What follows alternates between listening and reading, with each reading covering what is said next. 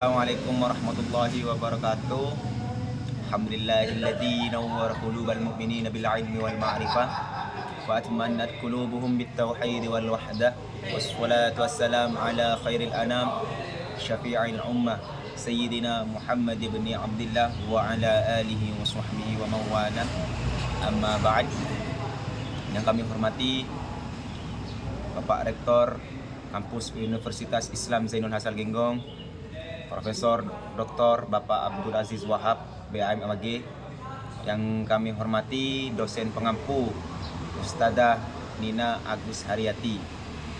Baik, kami akan mempresentasikan tugas mata kuliah Hukum Acara Perdata, tugas UAS, yang berjudul proses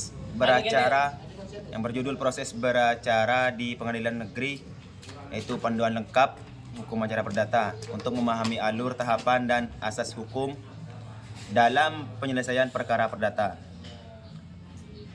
Latar belakang dan ruang lingkupnya. Definisinya yaitu hukum acara perdata adalah serangkaian aturan yang mengatur tata cara melaksanakan hukum perdata material di pengadilan. Fungsi: menyelesaikan sengketa keperdataan secara damai, adil, berdasarkan hukum. Asas-asas penting hukum acara perdata. Hakim itu, yang pertama itu hakim bersifat menunggu. Inisiatif perkara datang dari pihak yang dirugikan atau penggugat. Hakim hanya menunggu permohonan diajukan.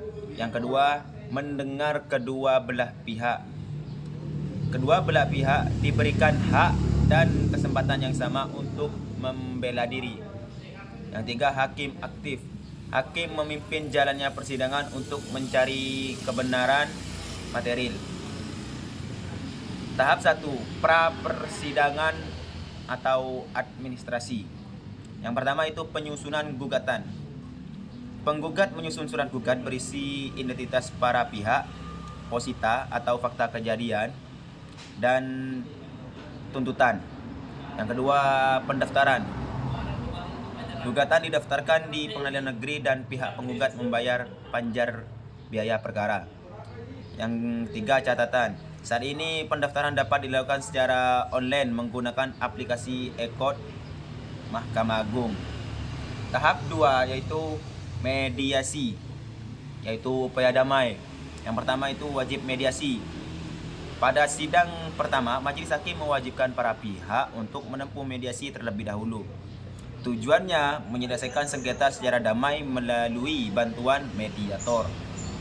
Dan hasilnya jika damai, dibuat akte perdamaian berkekuatan hukum tetap itu. Jika gagal, sidang dilanjutkan ke tahap pokok perkara. Tahap 3 yaitu jawab menjawab. Yang pertama itu pembacaan gugatan.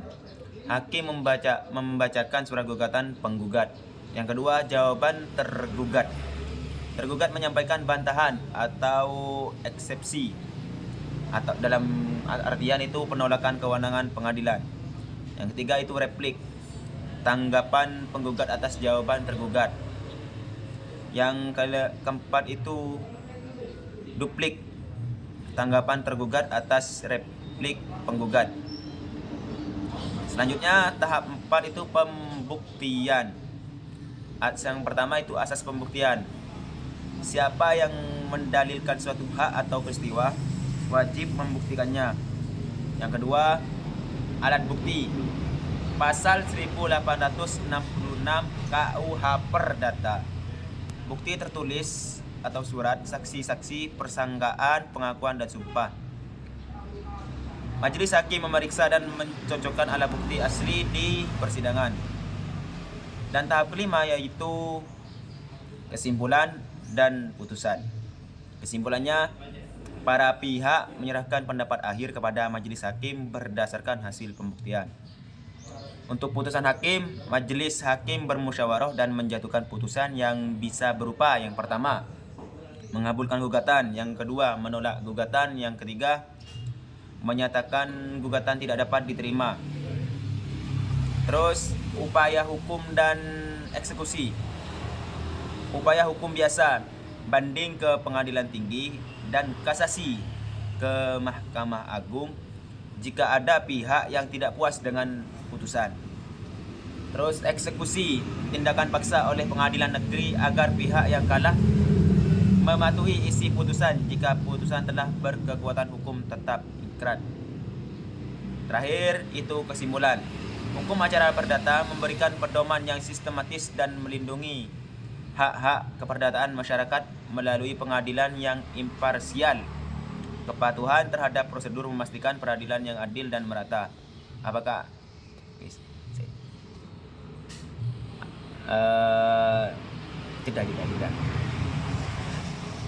jeda ya.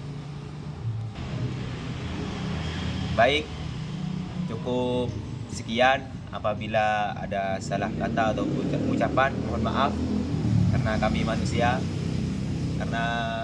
itu tempat salah dan lupa. Wabillahi taufiq wal hidayah. Assalamualaikum warahmatullahi wabarakatuh.